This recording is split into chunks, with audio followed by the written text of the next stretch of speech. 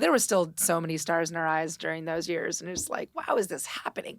After we won the Grammy, we're hanging out the Warner after party at the Chateau. At the and Chateau, it was like and Quincy Jones was there, and like Katy Perry and John Mayer were like, you're like, what are we doing here? I was like 2 glasses of wine in, and I went up to Katy Perry. I'm like, hi, I'm Lzzy Hale. I just won my first Grammy, and I just want to say hi.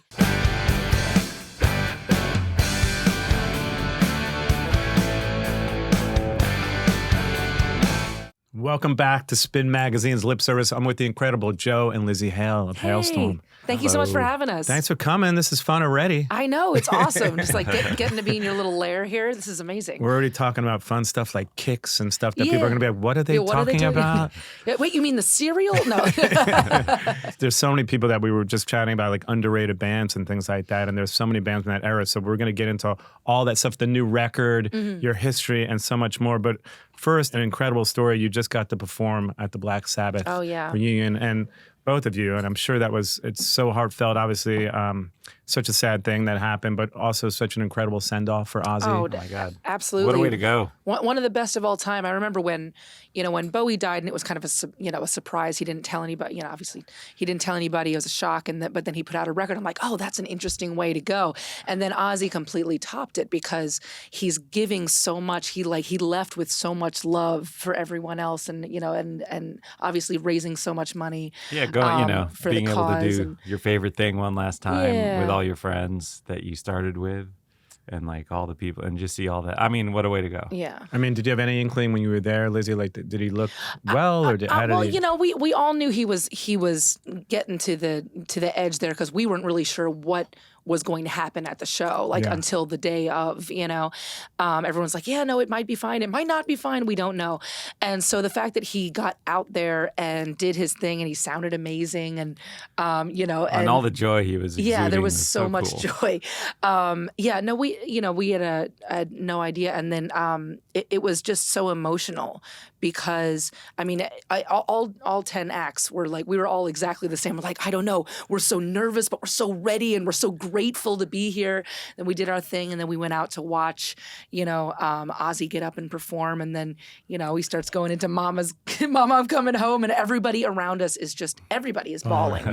And it was so weird to like ride when there's like 45,000 people like that kind of sharing the same emotion. Like, I don't know, there is an energy and a vibe that happened that was so intense. And I was at really home, and it cool. was so emotional. Yeah. I mean, such and a it was heavy just moment. Powerful. I mean, I've never felt anything like that. It was like electricity, Yeah, we keep talking about how I don't think we'll ever experience something like that in the same way. We're so incredibly grateful to have been there and to have experienced that type of. It's the power of music, man. Yeah. I mean, it's everybody there was there for the same reasons, and like backstage was just a big love fest. It was awesome. It was the best vibe I've ever. It's like heavy metal summer camp. I think Laura's called it. Yeah, absolutely. Everyone's just so pumped, pumped and giddy, like children. Like, we can't believe we're here, and it's like you're talking to Steven Tyler, and he's freaking. I'm like, why are you freaking out? It's amazing. Because initially, were you supposed to do a duet with Ozzy? Was that something that there was something like that on the tables, but everything since it got announced, everything had been shifting back and forth,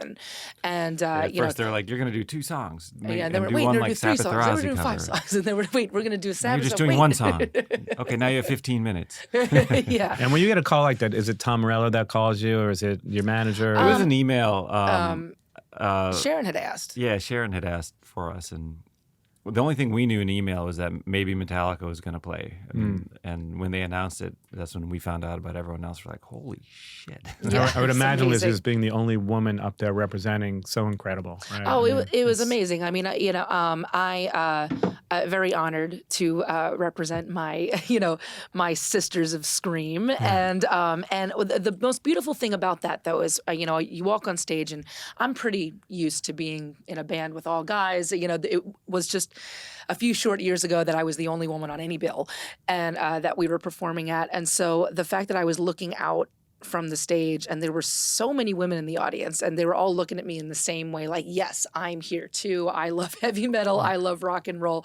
Thank you for representing. So it was wonderful. Although thankfully, I feel like it's a great moment for women in rock, because I feel like there's a lot of, Spirit Box. Oh yeah, there's yourself, so much. There's a lot of great artists out there now. Times have absolutely changed, and I think I just had this conversation with my friend Amy Lee, because we were talking about our only responsibility, the thing that is within our reach, with this, this journey that we're all on being, women in this music business, is to not give up and to keep passing the torch backward. Because I think that the longer young women see people like us saying like, no, like we're in this, we're lifers, the less important it is to like let those kind of weird thoughts in, like, oh, do I belong here? Do I not? Of course you do. And if there's any genre that is completely tailored for women's rage, it's rock and metal. So it's like we got a lot to talk about, so. In a way, this was like almost like a full circle moment for you, because I think your dad used to play Sabbath for you growing up. And that was like the first riff, wasn't Heaven and Hell the first riff you learned? My parents' song was Panama by Van Halen. So if that gives you Good any indication to the childish, reckless, abandoned approach to parenting that my parents have done over the years. But definitely caught the bug early. My dad was, a fan of Ozzy and Black Sabbath. First riff I ever learned was Heaven and Hell, from the Dio years. And I don't know, it just kind of stuck, listening to Skid Row since I was 11, so it's just like one of those things. And so, it was a full circle moment to actually be there. And my name wouldn't be spelled Lzzy inadvertently without Ozzy. Right, so it was just one of those things where like you start tracing back the lineage, and how much of you wouldn't be you without these guys. So it's also quite strange because I think you also played like the last gig with Dio. Yeah, I know. Which is weird. I mean, it's kind of a weird thing in a way, right? Yeah, it's keep Tony Martin away from us. We were saying, like, we gotta stay away now, and you don't even the surviving guys. But what a weird coincidence that it happened like that. Like, it was. I don't know if Dio. I guess Dio was sick around that time too. And he wasn't diagnosed until shortly after that show, and the fact that we got to play that show was a complete fluke accident as well. It was Coheed and Cambria who was opening up that tour. They dropped off the last show, and our booking agent was like, "Hey, they need a band to open. Do you want to go?" We're like, "Yes, absolutely. I will crawl through broken glass to get there." My favorite singer ever. Yeah, absolutely, dude. And he was killing it. He was awesome. amazing till the very end. It was great after the show. He came up to Lzzy, and he was a little guy, and he's just like, "You got it, girl." He's only like this tall, right? Yeah. It's like that. Heels.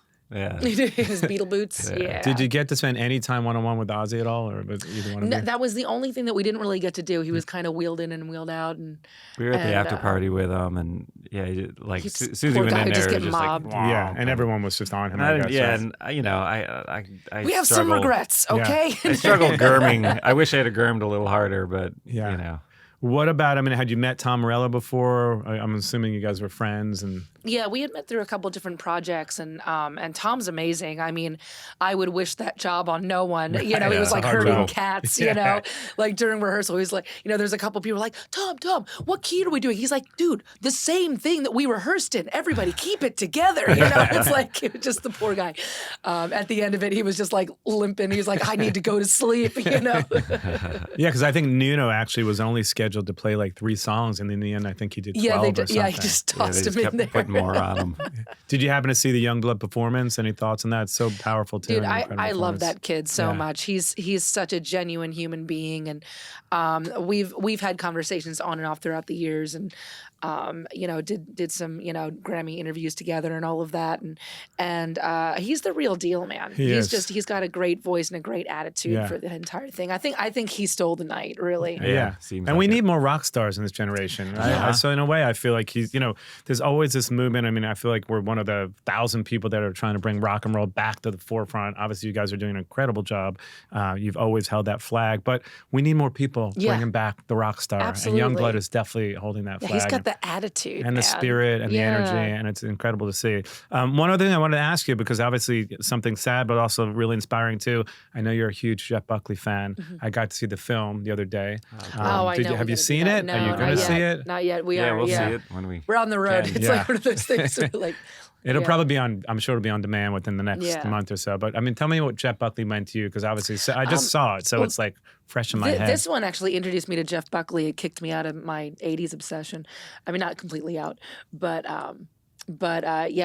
just the.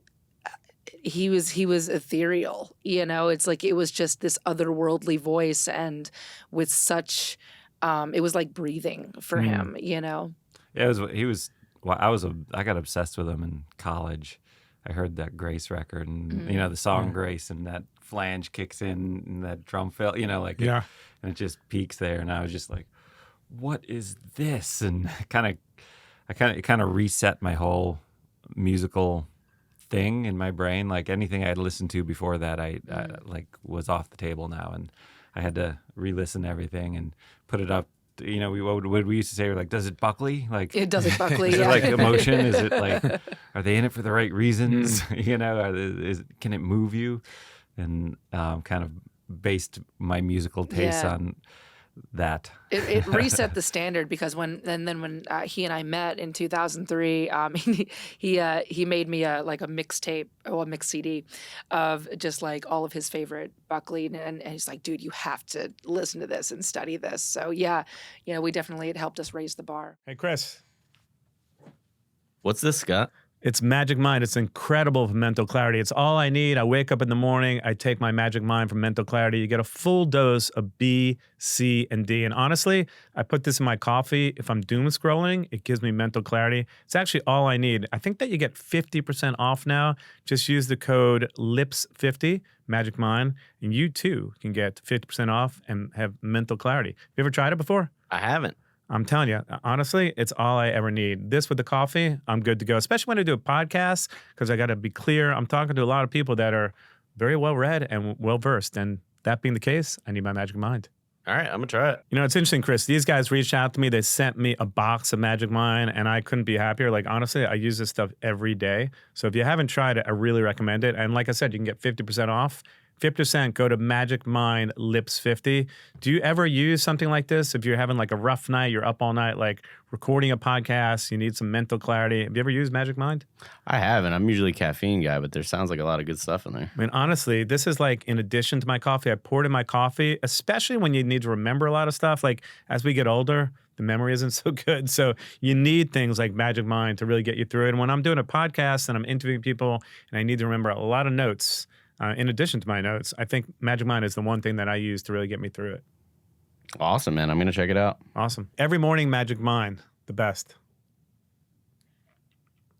Was it just Grace that was on that tape, or was it other stuff? Was it like the Shanae acoustic stuff? Yeah, some of the acoustic stuff, and then also some from My Sweetheart the Drunk. What's the Sketches from Yeah, because there was a Yeah. second record that didn't properly get finished or something. Yeah. The story is incredible, though, because, he called a lot of his friends and family members before he died, but then people like, was it suicide? Was it not? I don't think the story ever really, people don't really know what happened. Although I guess if you're going swimming with your clothes on and your boots on and there was an undercurrent, like things could happen like that. But it's super sad. And there's like these incredible voice memos that he kept leaving for his mom and on her answering machine, and just so heartfelt. So I highly recommend it. But take me back to the beginning. I mean, we talked a little bit about your influences. Obviously, so many great influences from Dio to Alice Cooper to Sabbath to so many. Tell me about the early years of Halestorm and how you formed. You formed with your brother when you were 5 or something. Yeah, right. My brother's in the band. He's our drummer, and neither one of us have really matured much since then. We started the band in '97 when I was 13. He was 10. Had our first show at the Schuylkill County Fair. We named the band Halestorm on the way there, and we're like, that'll work for today. And then just got obsessed with it. It was like one thing after another. Like, okay, how do we gonna get on the front page of the paper?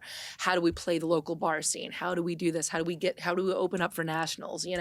All of that. And so it's just a series of small goals. And But you were planning that at like 10 or like, Yeah, you were like, how do we open up for Iron Maiden? That's the craziest thing, because with the Iron Maiden or even the Black Sabbath thing, that was something that wasn't even on the bucket list, because that was like too unfathomable to even like dream about.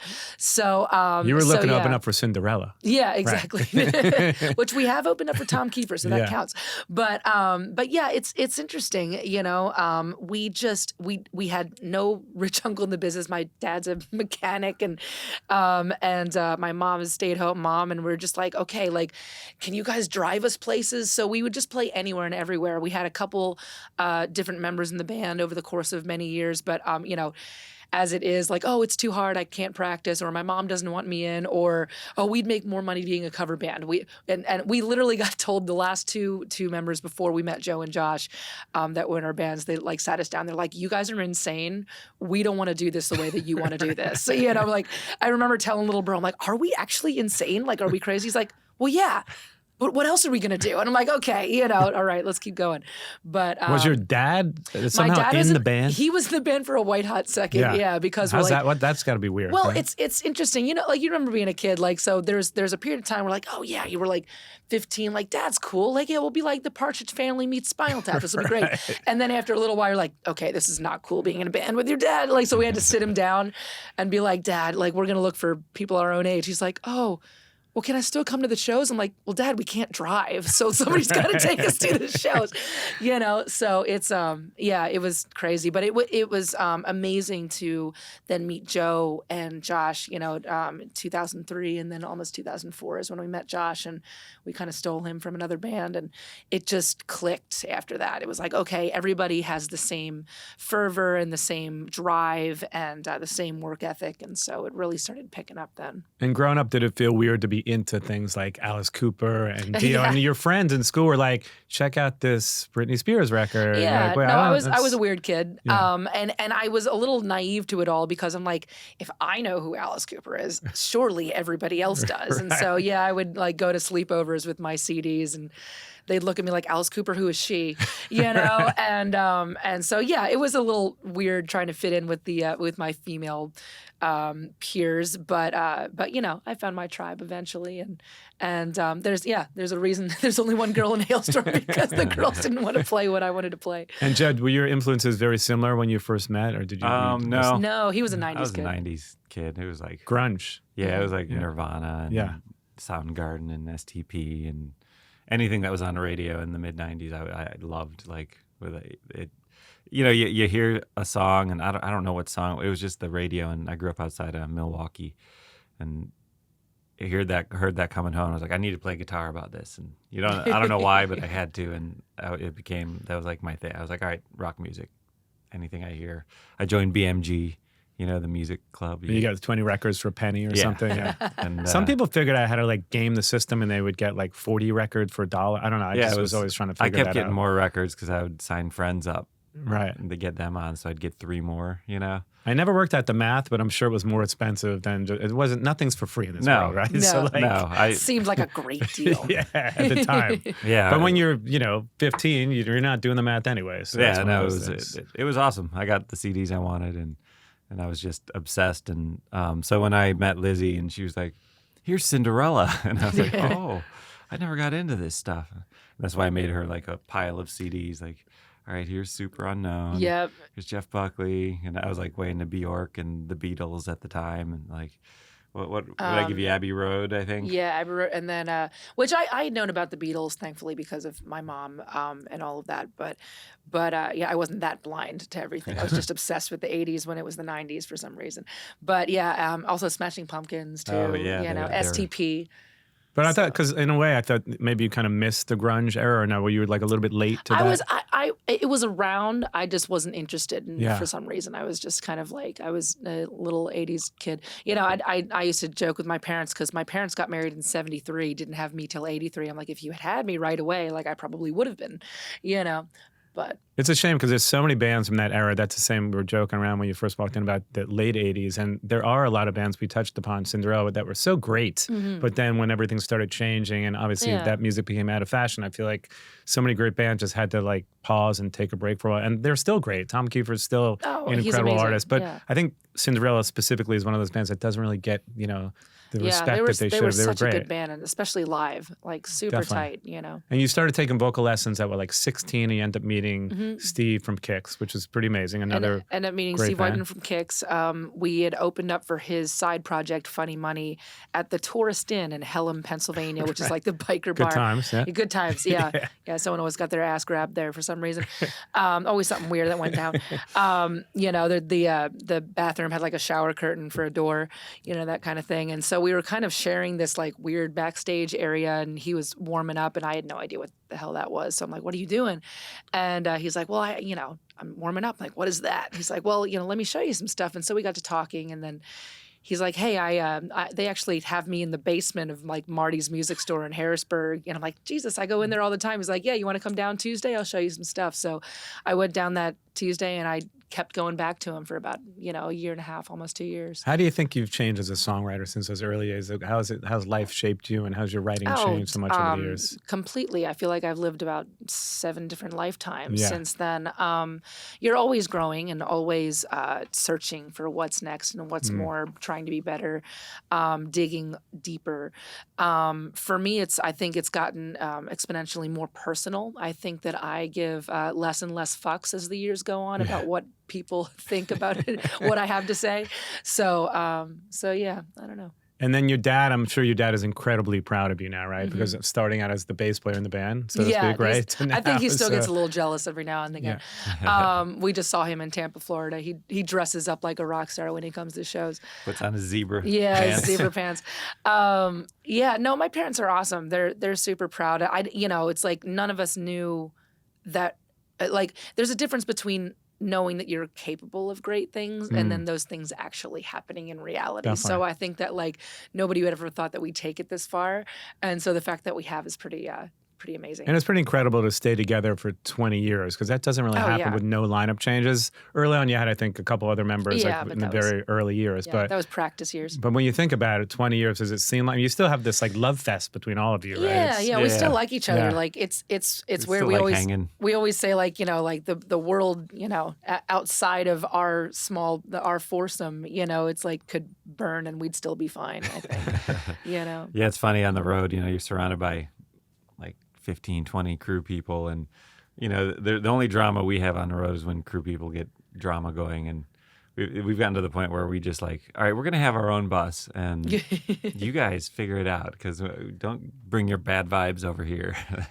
Well, this is actually pre-internet days, right? So how did you actually meet Joe and Josh? Like, how did you all meet? Right? Old school. He answered an ad that I put out in the local paper. What'd the ad say? And then we stole our bass player. Origivation. There was a little magazine Anthony Corrado made and put around Philly and all the venues, like a little newspaper thing, and I moved up to Philly, and I hadn't even like moved in yet. I was still at my parents' place waiting to move into Manayunk, and I had grabbed an Origivation. I was like, oh, it says that they can open it up at big venues for bands, and I mean, we did. Yeah, I definitely didn't let the truth get in the way of a good story. Yeah. You got to bait them with something. What were the references in the ad? Do you remember? I always love hearing these stories about what the actual ad said. There weren't any references. It was just like someone committed and to rocking, we were kind of keeping it a little and vague. it didn't say what the band name was. And I was impressed because I'd never auditioned for a band before. Like, I started bands. I held auditions. I didn't go audition, and I went to David Ivory's studio, the producer you were working with, and he had like a gold record on the wall because he helped engineer a Roots record or something. And I had never seen a gold record, before, outside of like the hard rock. And I was like, whoa, this is the real deal. And when did things start to really click for you? Because obviously you get together, there's an incredible chemistry. I think at some point you actually lived at the Oakwoods that I lived at too. Because I think every musician, we all lived there. It was like a rite of passage. Rite of passage, right? Like when I lived there, I think like there was every floor had like band members there, and I just was like, this is like again like summer camp for rock bands. Yeah, we hung out. We were there for a while, like 19 months like totally that there. first time. Yeah, we were trapped there for a while. Any crazy neighbors that you had like that? Yeah, well, I remember that one girl that was trying to teach us to belly dance. There was that girl. Then there was the old lady that like kind of had been living there since like the 60s or something. And there was a bunch of bands going through, like Yeah. Theory of a Dead Man. We're buddies with them. We Yeah, had the they were same hanging management, and we've toured with them. And they were making a record while we were making a record, so we had a bunch of great times with them. we And who else was there? Thin God. Lizzy obsession. Yeah, we with were those listening. I guys. think we all have Lzzy. that, right? Yeah, a lot. Who else was there? I don't know. We had a lot of wild nights there. It was like our first time in California too, so we're like, this place is amazing. Yeah, Like, we wreaked havoc. just starstruck, and the weather was incredible. And how did you know things were just connecting? You get your deal, things start happening. What was that one moment when you said to yourself, I think things are really starting to... I don't know if there was ever really one moment. There was a series of tiny ones where it's like, okay, like maybe we can keep going and maybe we can keep moving. During the time that we were in California making our first record, I mean, we went down there just to kind of like talk to producers, try to like figure out how we're going to do the record, and that was when the industry was changing. So there was all these people on our label getting dropped. Our A&R guy got fired. The first guy that was going to produce our record dropped out. We're like, okay, now we're stuck here.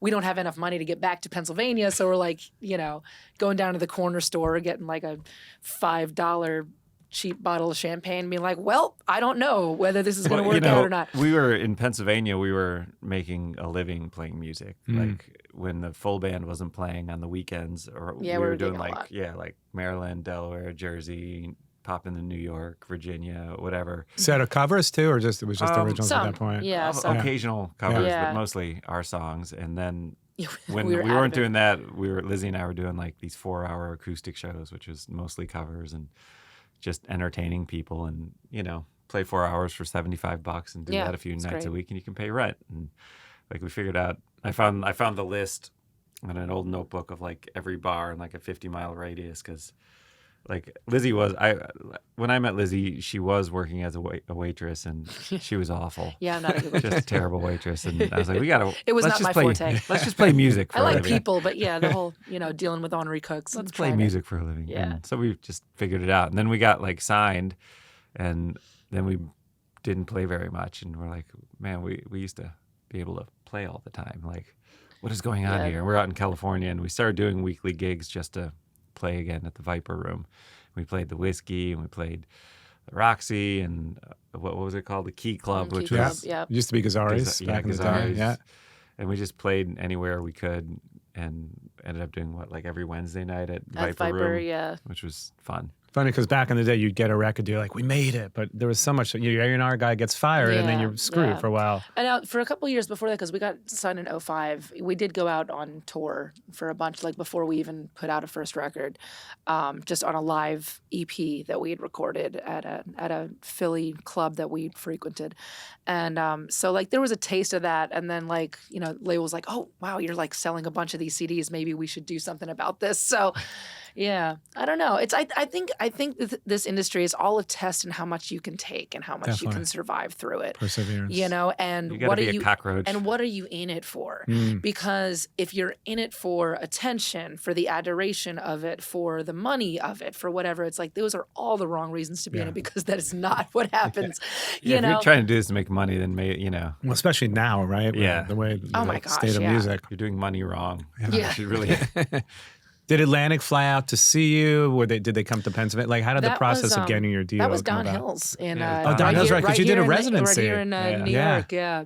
Don was like, you got to meet my lawyer. And the lawyer was like, you got to meet this guy. And there might have been some mafia people involved in the Don Hill's thing. I'm sure. I'm sure there was something going on. One of the greatest venues in New York ever, and I saw some of the great shows there. So what was that like? Talking about that residency back in the day. There was rats in the rafters. Yeah. It was awesome. Basement stank. It was... No, we would just play, and like every time we'd play, different people would come out from like different labels, and Lee Lust saw us there, and then the next month he brought like Lear Cohen and Julie Greenwald and a bunch of the staff, and there was a note. Remember Nick, the kid, what was Nick? Yeah, he wrote a note to them. It was like, if you don't sign this band, I quit. Yeah, we're like, sweet, maybe we got something going on. Remember we were bussing a bunch of our PA super fans up. We'd like get them drunk. It's like we're just like, oh yeah, we got like stuff in the back. We'd like rent a van. And it's like everybody come out and like try to fill up this place so we look like we have a following in New York City. Let's give this band a record deal right away. Yeah. When you lose your A&R person at that point, is it disheartening? Is it like, things of are course, just... because this is the guy that fell on a sword for us, Yeah. Yeah, and also our mentality at the time was just like, we can always go back to Pennsylvania and make a living playing music. So whatever, if we got to go back and keep playing, then we will. Yeah. Like, it was always like, let's just see what happens with this record deal thing, but we can always go back. I was going to say, because you have so many great other like interests. You're a photographer, right? Yeah. And at the end of the day, you're getting to, I think you're designing your own fashion line coming up. Poetry's always, I'm not that you can be a poet. I mean, I guess you could, but that's probably a hard way to make a living. But what would you be doing? That's a step down, I think. What would you be doing if you weren't doing this? God, I don't know, man. I've been doing this for so long this way. I do joke about it's either a demolition derby driver or a stripper is probably what I'm qualified for at this point. You could be both. I could be That both. could be a by cool day, double, by night. yeah. Come on, Dream big. come down and see me. Joe, would you be a photographer, you think? Maybe like I had a little camera back then that I loved taking, like during that whole first record. I was taking lots of pictures, and I never thought about it as like, oh, I'm gonna be a photographer. I just like taking pictures, and it was like calming and going on. It was a reason to go for a walk. Yeah. And also we were doing we're going to this big studio, and we had a record deal, so we're doing shit that I only dreamed of. So I was like, I should take pictures about this. Yeah. So many musicians become photographers. And I mean, it's funny because I think that's such a great way, another creative outlet just to get, and obviously your fashion line is something I think that you're working on now coming out, right? So talk to me a little bit about that. It's something that I used to do DIY, like just in the back of the van and all that. The guys are like, oh God, Lzzy's getting Scissor Happy in there. So my line is called Scissor Happy by Lzzy Hale. And we, I've had a couple iterations of it over the years, and now I'm kind of trying to do it for real and got a team around me. So is it going to be dresses? Is it going to be shirts? It's going to be a little bit of everything. Okay. Right now I'm doing some collaborations with, jacket, jewelry, some shirts and hoodies and all that stuff. So it just I think it's going to be whatever I'm kind of inspired by, and as soon as that runs its course, I'm going to change it up. So, and whenever you get some time, maybe you can. And when I get some time, I can actually do it. Who are some of your favorite designers? Are there designers that really inspire you? We were just actually doing some retail therapy around here. Like I love the avant-garde, stuff with like Rick Owen. I was going to say Rick Owens. Yeah. Love the grunge with R13 and all of that. Obviously Vivienne Westwood is a god, and I love the history with her. And but really, I mean, it's just fun, especially in this city, just going around the fashion district and just seeing the things that you might have not discovered yet. So Rick Owens is a god, but sometimes I go into the store and there's like those jackets with 3 arms. I'm like, who's wearing this? Where who's are you buying this head? and who's wearing it? Because someone buys them, because otherwise they wouldn't make them. But I'm always like, I don't know if we need that jacket. Do we need the extra arm? Really? It's fun to go in there and try to find something that you could actually wear and feel comfortable in. Definitely. I found some stuff that it's like looking for normal Rick Owens stuff. Yeah, I mean they're is the best still as far normal out. as it can be. I Yes. still think they're the best leather jackets ever. Oh, they're completely. incredible. Lzzy, talk to me a little bit. My best friend actually manages Skid Row, Robbie, and so that's talk to me a awesome. little bit about that stint and what that meant, because obviously I love Robbie. He's awesome. He's the best, and that was incredible to see you front that band. I mean, so many of those bands from that generation, they're, again, to me, they're still great. And, and I know Skid Row was a huge inspiration for you growing up. They're amazing musicians, amazing songwriters. I mean, they wrote those songs for singers. Just it's just the acrobatics and the the lyrics are very poignant and deeper than anyone gives them credit for, considering the era and the time. But it was just such a dream come true. I mean, for heaven's sake, we'd gotten to know Rachel and Snake over the period of a couple years from living in Nashville. Rachel used to live there. Now he moved back to Jersey, and we were at a mutual friend's birthday party. Our dear friend Nick Raskulinitz, who's produced both of our records, and eating cake, and he's just like, "Hey, man, you think you'd ever consider fronting our band for a couple shows?" I'm like, what? that sounds awesome. What's going on? He's like, we got some stuff going on. Need to fill in some dates. I'm like, all right, well, let me clear the calendar. So I did. And and Rachel sent me 18 songs to make sure that I could hit. And I was treating it like an Olympic sport. I'm on the trampoline, okay, make sure I got the air supply to do that. And very tough shoes to fill with everybody that they've had in that band. And so it was amazing to do that show. And we made some amazing moments. Like Snake and I had this awesome time doing Quicksand Jesus. One night we just kind of extended the ending and we're riffing off of each other. And it was also interesting because it was the only shows that I've ever done professionally that I wasn't playing an instrument of some sort. It was just me singing. So it wasn't so much what I do with my hands, because whatever, I'm an animated person, but it's more like, what do I do in between songs? I'm not handing off a guitar.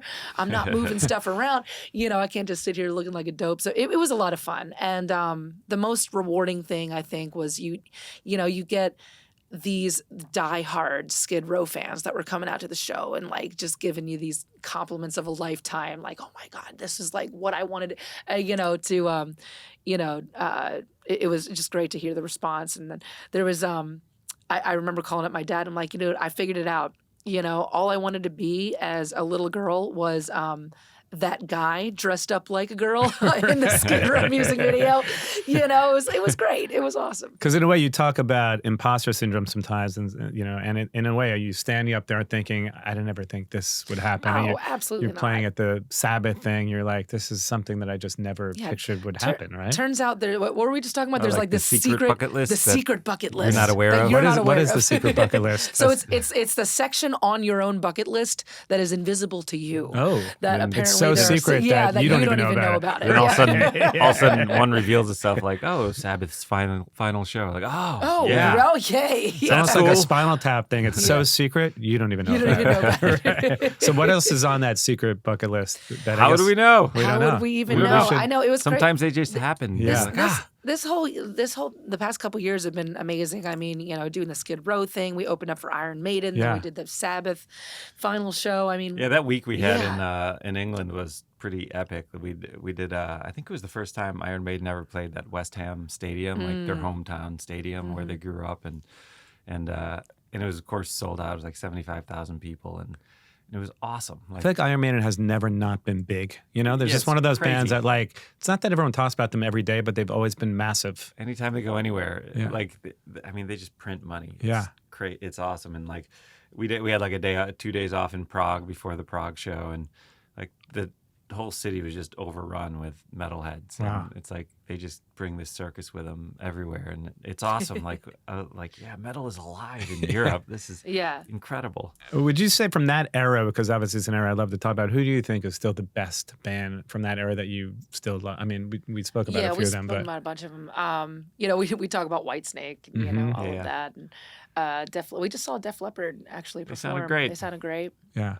Some of the music ages really well, and then sometimes you see bands that you loved when you're younger, you're like, it's not as good as I thought it was. Yeah. But in your opinion, it would be maybe Whitesnake, I guess, right? Maiden sounds amazing. Yeah. right They now. actually, they really They're do. ripping. Yeah. Like You Bruce is singing his ass off, and they're all Hitting all the high playing. notes. Amazing. The guy's a running pilot. around. He's doing that 3 Yeah. hours a night still. It's incredible. Yeah, and I mean, I was really impressed with just how great their show was. Yeah. It was cool.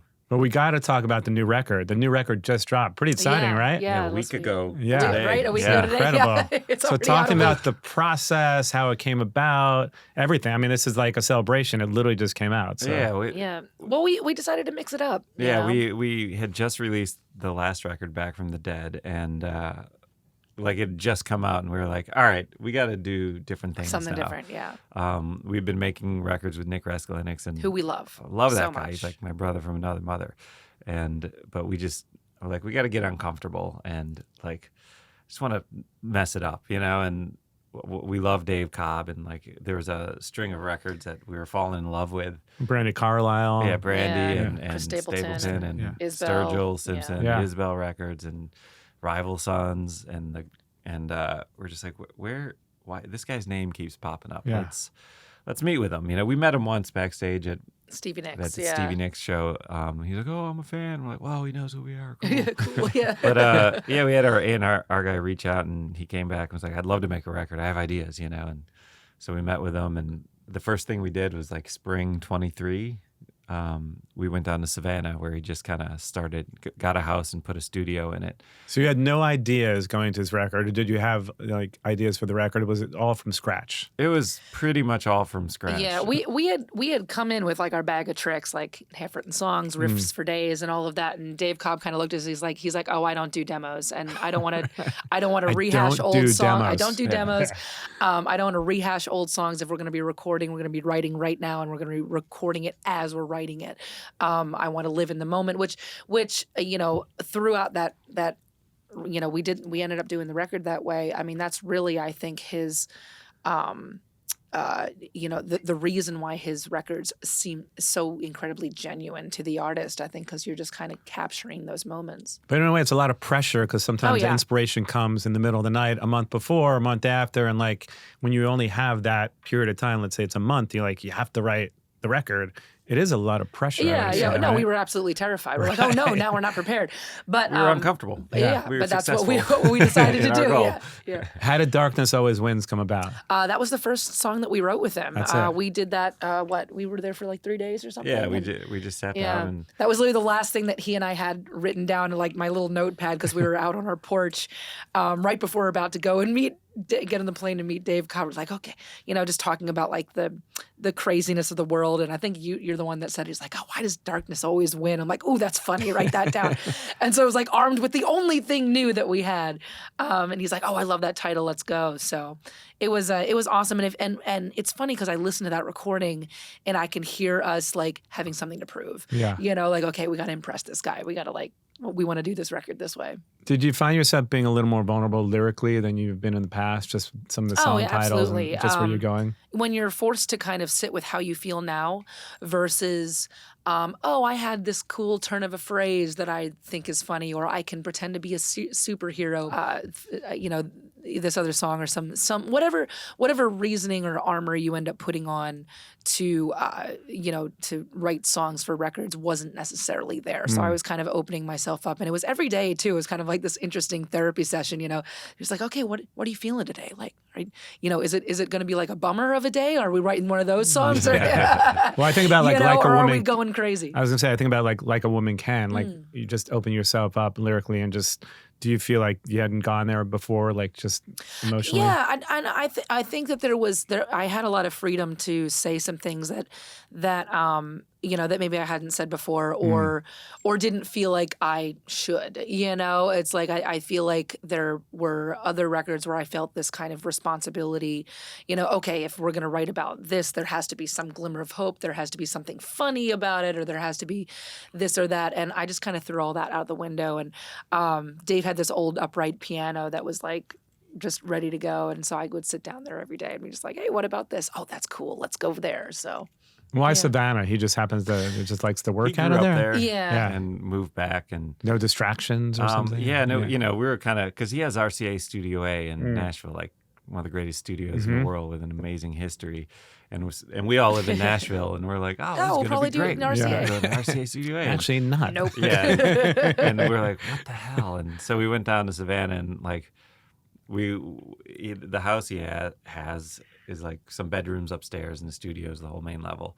And it's a beautiful house. It's on like the intercoastal. It's on the water. And we like got in, and we're like, wait, when's the last time the four of us were just hanging out with nobody else around? Yeah. Literally like no Unsupervised. tour managers, like nobody, no adults. And we just had a blast. We're like, this is awesome. And Yeah. like it was fun. Like we We took over that town. We really Yeah. did. Do you process-wise, do you prefer being uncomfortable like that, or do you prefer going in and having a record ready? It's a different process. It was different. I liked it, and there was some uncomfortable decisions made, and like being put on the spot to like, we got to get this stuff. And we've been a band long enough though that like, Try something we new. we can work it out, and you always find the path with the riff or the music. What do we say? You go in with the shirts on our backs and 20 years experience. Yeah. It's like you draw from different things when you're Yeah. put in that position. And I think that for us, putting that kind of pressure on ourselves, that's when the good stuff starts to Definitely. seep through. It's like the way we do things live. We don't have a click. There's no tracks. There's no miming. We literally jump off a cliff together every single night and hope we packed each other's parachutes right. And It was I inspiring. packed yours last night. By the Thank way. you. Yeah. Appreciate that. But- And it worked. And I feel like as a band, you might be more hungrier now than ever. Is that safe to say? Because Oh, yeah. Oh, yeah. some bands don't. 20 years together, they're like, we're just going to phone it in. But Well, we have this is our last record with Atlantic, and we don't know what's going to happen after this. We're not making any plans, but talk to me about that for a moment, because the economics of the music business is always so interesting to people that listen to this show, right? So being on a major label, I mean, you're obviously the label, the deal's coming to an end. Do you think about, we could just do this on our own? We don't really every need day. it. So where is your head on that process? Because people don't always know, like, you can have bands that seem incredibly successful from the outside and they're still paying off their record deal and they're indebted to the label for millions of dollars, and people don't always know the economics of what that means. We've been fortunate that we've recouped every record, and I don't think we're going to owe anyone anything. And, we have the best in our, everyone says this, but we love our fan base, and I think they would support us. And but it depends. We'll see how you're only as good as your last record, so we'll see what this There's does. so many more choices now. Like I think that there, and we would be doing ourselves a disservice, not just give it all away. Again, to not, chum the water, but also be just like, okay, what are our options? What are our options? And we're going to sit down we're going to be talking to some friends once we start getting closer to the end of this cycle, and people that have been independent for years, and we're in a good position. We can tour the world, and we got fans around the world, and it'll stream. People want to hear what we're going to do next, and we have our own studio now. We making this record was inspiring. We're like, we were literally saying, why don't we do this every day when we're home? We should just sit around and finish fuck demos. Yeah. Let's make how do we make masters? And so we did. We have a studio. Yeah, we bought an API board. So the hardest thing is drums. Right. Yeah. Recording drums and making them sound what great. that's like. Because we were good on guitars and vocals and bass, and you need a great drum room. Yeah, the room, and you need good gear. You just gotta have. So we got good gear and made ourselves broke, but it's kind of an investment into our future. Because also I was going to say, when you're 20 and you're like, we have this great idea for a helicopter in the video, and we're going to bring in elephants, and you don't even think about the money. And then you look, 2 years later, that video costs $750,000, and we're still paying it off for 9 years, right? But do you think about things like that now, or are you just, because, obviously the band is so successful, but again, the economics have changed so much. Even now, today, we had a band in here not long ago that, a great band out of New York that did really well, and I think, the guy was telling me he got a check from ASCAP for 3 cents at some point. And, they weren't ever incredibly successful, but they had a certain level. They were the next band to make it behind the Strokes. And you just don't think that someone's going to get a check for 3 cents when that happens. So, no, it's crazy. It's the business is wild, and it's, there's so many fingers in the pie. Yeah. So nobody tells you. We've been at it for 20 years, and, whatever. We're just, now we're really focused on always getting better musically live, writing good music, but then also try to start turning the business a little bit more in our favor. And as contracts come up and things like that happen, I think we have opportunities to try to do that. And how that looks, I don't know exactly. That's why we're going to talk to friends. I want to, and just be how are you guys doing this? What have you learned along the way? Are you just, what do you regret? And those are conversations that are coming up. When you think about these incredible milestones the band has had, though, it's something like 3 billion streams, and obviously the Grammy, which is pretty incredible, right?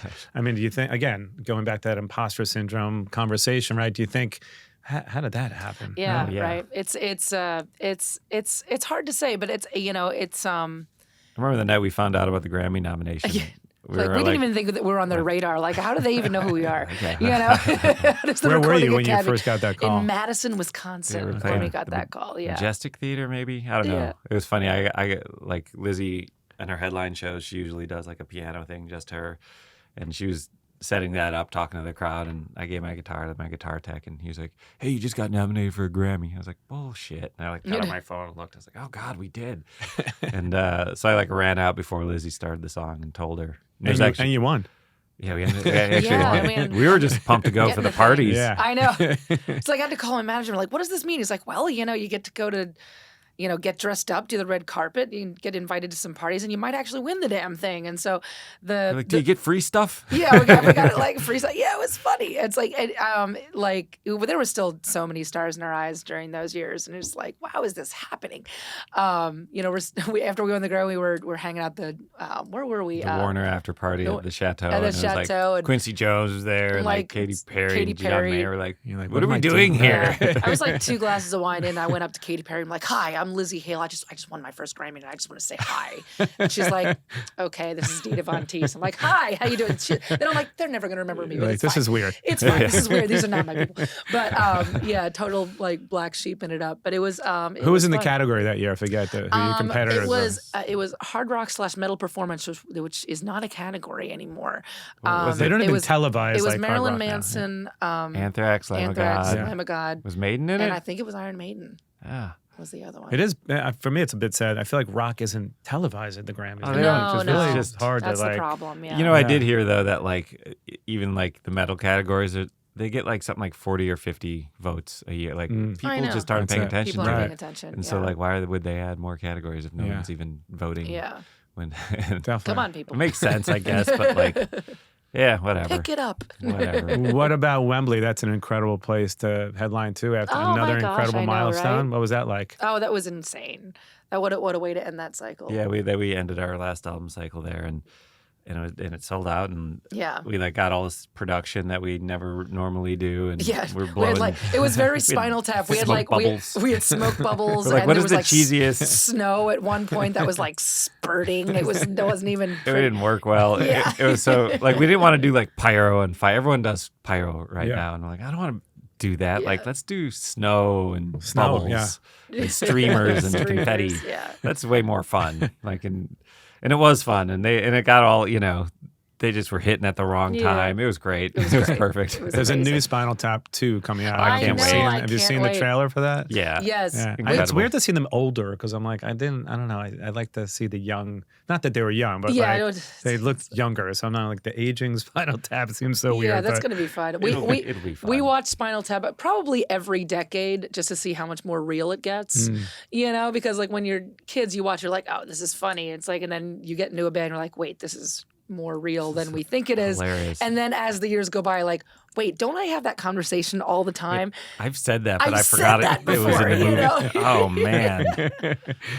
Is there anything you feel like you haven't accomplished that you still want to do? I mean, you've accomplished so much. And is there any band that you would tour with that you feel like we'd love to tour with, whoever it may be? I mean, we'll tour with anybody. Yeah, I really like the weird tours. Like we went out with Eric Church. Oh, that's 10 kind of years ago, and- interesting. And not that they were weird. It's just like going and playing for Yeah. country fans. But he and- always kind of fused rock into Yeah. his music, I think. But it was like he's us, a then rock Dwight fan. Yoakam, and then Yeah. Eric Church. Right. And, It's kind of feels. and a it was little- awesome. Like Yeah. we had to like Yeah, prove we had to ourselves. prove ourselves. Like, took us, especially in the front row. It's like it took you like a good 3 solid songs. Like this one guy just like, and then he's like, okay, and he starts elbowing his, and then he wants picks and all this stuff. I'm like, oh, okay, I got you. Yeah, and it's it fine. felt like that with Maiden too, because I know like we're not metal. Yeah. We're like a hard rock band that dabbles a bit Yeah, in we the heavier stuff. we dip but, our toe.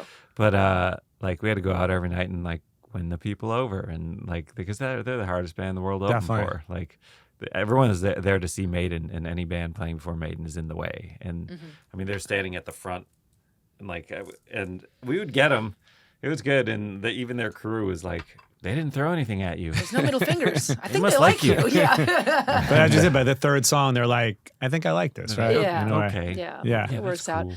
I mean, there's still some places in the world we haven't played, It's We've like been to China or and some India. of Southeast Asia or India. Yeah. I think that'd be fun. I don't know. Adventure. just So put- there's put no more- band in put particular more that you're pins like, in the I glove. have to tour with. Oh, I don't know. It's like It'd be fun to. I mean, like some of those we haven't we've done shows with Metallica. We haven't toured with them, and I've also heard that like that's not the that's best. a tough thing. tour. Right, right. Yeah, I'm sure that's a tough And then opening. for It's not years to- we were like, oh, Foo Fighters, but it's like they're not really doing a whole lot. Yeah, of that. doing It's like much. so, yeah. I don't know. I'm just happy to play, man. Yeah, Yeah. we'll Yeah. play anywhere. Such an exciting time with this new record, Yeah. though, right? And it's an incredible record. Thank you. And you're right in the middle of this tour. So this tour goes until when? To December, I believe. Yeah, Pretty much, yeah. We start our headline run in like 2-3 weeks, and Yeah, we'll we be don't home we in don't December stop. Yeah. Do you ever feel like you're always on the road constantly? yeah, It never absolutely. ends. This year. Just- for sure. This year definitely, yeah. definitely. Yeah, we didn't really get a break between that Sabbath show and the start of this next tour, and we've just been out since May, and then it was Nonstop. like 3 or 4 months of prep before that, and that's the hard stuff. It's like getting everything ready and like just all the rehearsal and Yeah. everything to get the album ready while you're trying to get the new songs tight and we like had to come up with a whole new show because we had like kind of like you have these anchor moments in the show that we had been doing for like a year and a half and kind of did it around the world. And we didn't want to use the same anchor moments, so we had to like write some new ones, take old songs and rework them, and just how do you make the crowd go woo without using the same tricks? Yeah, that's the you know? currency. we have a bunch of great tricks from back in the day, but we'd been doing them all. And I just milking went to, I'm sure you guys are very friendly with Shinedown. I just went to their show, and the pyro they use, I kept saying to myself, Brent is definitely going to get set on fire. And I think I think he stepped in some, I don't know. I feel like something, I would never get anywhere near that, but I think everyone's like, is there pyro involved in the show at all? No. We will eventually, I'm sure. Oh, probably. It's just so expensive. And we still have this kind of middle school mentality where it's like we both have had this conversation where it's like, I'll wear Converse until everybody else wears Converse, then I got to find a new shoe.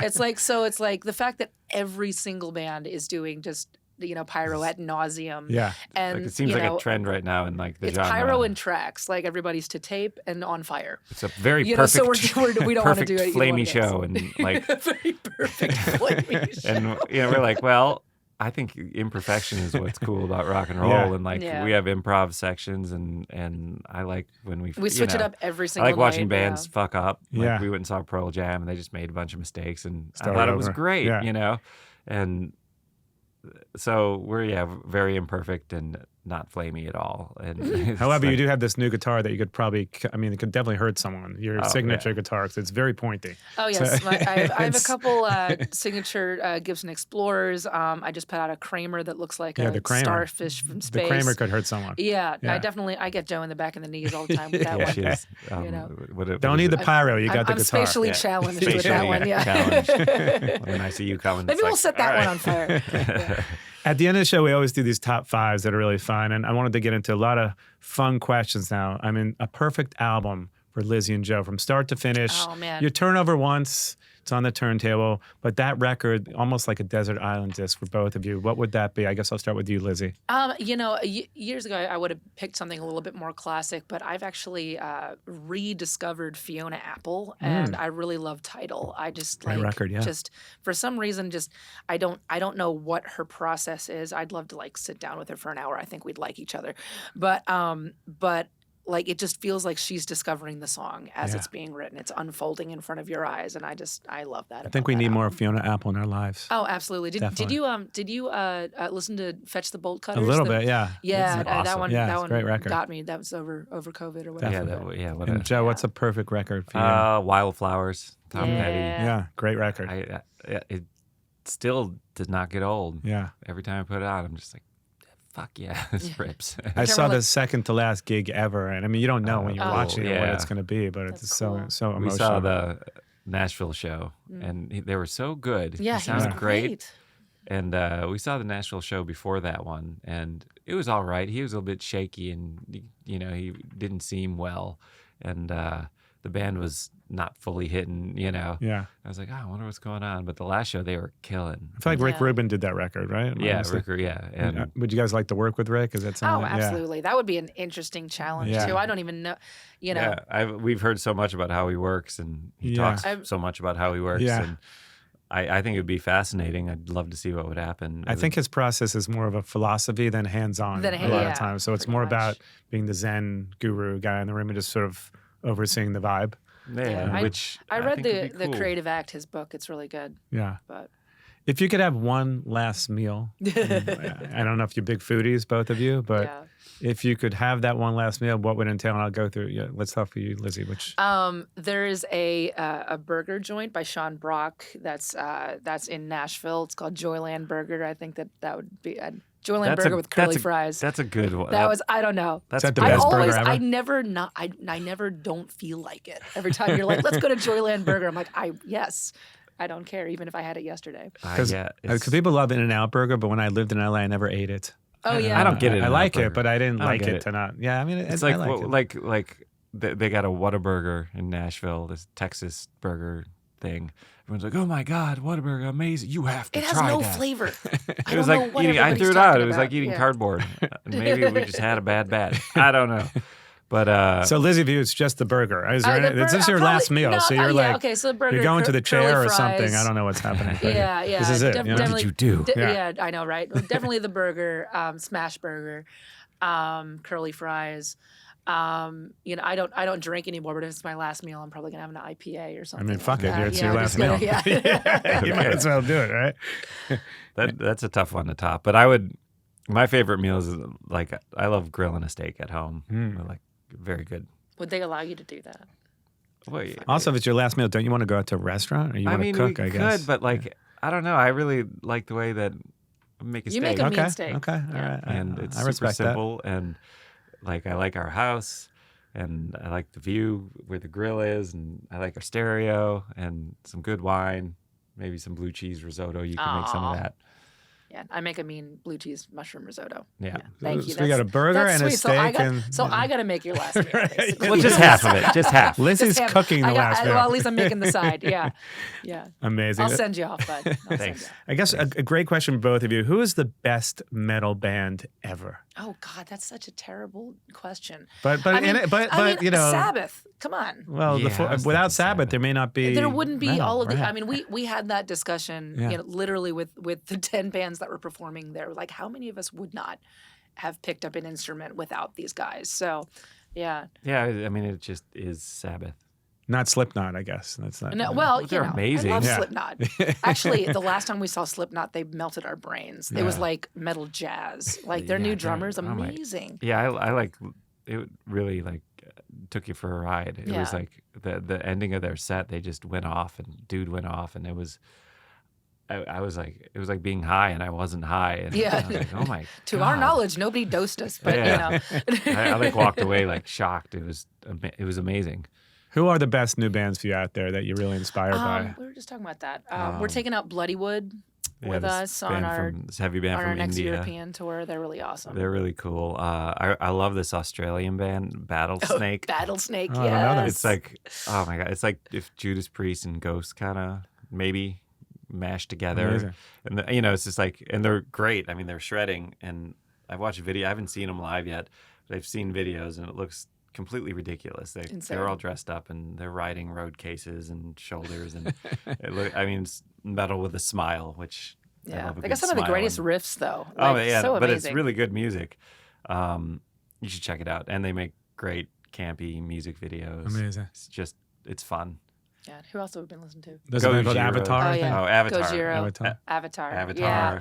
Avatar boys, they're amazing. I Yeah. love them so much, and they're such brothers too. Like Yeah. it's really great to be out with them because we have this discussion. They're like, you guys like each other still. You know, you still like each other just like we still like each other. And I'm like, yeah, like how can we always keep talking about it? Because it's like because we all tour with bands that hate each other, and it must be horrible, you know. So yeah, Them I love and those I guys. love Gojira. Yeah, another Gojira's great so band. good. And Definitely. Mastodon, I think. Yes, Yeah. yes. There's a of lot. course. Yeah. Lizzie, you're big into horror films, I think. Yeah, I've dabbled in a few. You've dabbled. So you have like a top 5 horror films of all time? Look, for like something that I completely unexpected, I still love Cabin in the Woods. I think it's great. Hellraiser is a classic. I love Hereditary. If you haven't seen that one, that's like a newer one. And have you ever seen Bone Tomahawk? I have not. You should. I'm not going to. I need to dabble in the about genre it. more a little bit. Yes. I'm not What's gonna Bone tell- but Tomahawk about? It's Sounds scary. It's really long-winded, but Okay. there's a specific scene in it, and you'll know when it happens. Ooh. Yeah, that when you I will saw never that, be I able was to like, unsee. Oh my god! You know, it's like you'll yell. Are you a horror fan, Joe, or not really? You know. We just saw what did we just Whatever. see? The Substance was actually pretty good. All right, I like The Substance. I really That was liked fun. that. Yeah, that was. Is that considered a horror film, though? I mean, I don't guess know. it's sort I guess of like, so. yeah. There was skin melting. I don't know what category. What qualifies? Skin melting. I don't know. When they melt skin, I just don't watch it anymore. I'm like, that's enough for me. It's done. And it's both incredible guitar players. Do you have like your top 5 guitar solos of all time that you really love when you think about that's the solo that stays in my memory forever? And I really love Nobody's Fool by Cinderella. great, Like great one, yeah. with both Tom and Jeff LaBarre, Yeah. like just with the Rest in with peace, the guitar Jeff. harmonies. yeah. They was you know, I mean, Tom solos have always been very tasteful, like you almost singable, you know, Yeah. that kind of thing. I think like when the solos that really like kind of formed me or just blew my mind growing up, it was always like that Stevie Ray Vaughan live at El Macambo, if you ever saw that. Was it Texas Flood or yeah, no. or yes. or the Hendrix cover Voodoo, whatever. There's one think where it was like he's Texas sitting there Flood. like going and just playing and just does a little adjustment there, and then I don't like melted my brain that he's sitting there playing, you know, doing what he does on those thick strings, and I know it's like kind of a classic thing with that. I was just like, how do you play like that? And That and like Shine On You Crazy Diamond, that whole intro is just amazing. speaking, Yeah. singing and melodic, and those bends are so perfect. They're just like great bends like that I just can't get enough of. Like especially like simplified things that kind of devolve into a great lick. Like on Wildflowers, what's that? It's Good to Be King. Oh, Good Yeah. to Be solo. King. That's a great I solo. love those solos that become part of the song. And they're part of the melody you line. can And sing, and then like Mike Campbell always throws in so tasty. a great lick at the end, or like say it's not just like look at me licking, it's singing and then throw one in there for you. Yeah. And I think that's like such a great way to do. Would that be your number one? And yours is maybe Nobody's Fool? Yeah, maybe knows. Or like you think about what about Neil Young, where he just he plays one note for 4 bars. Just attitude. It takes balls. What to did do Miles that. Davis say? It's not the notes you play; it's how you play it. Definitely. Yeah. Incredible. Pick up the new record. Yeah, See you pick it guys up. on tour. It's been a pleasure. Yeah, thank you We'll so have to do much. a part 2 really sometime. appreciate it. Yeah, this is Awesome. fun. Thanks for coming. I appreciate you guys.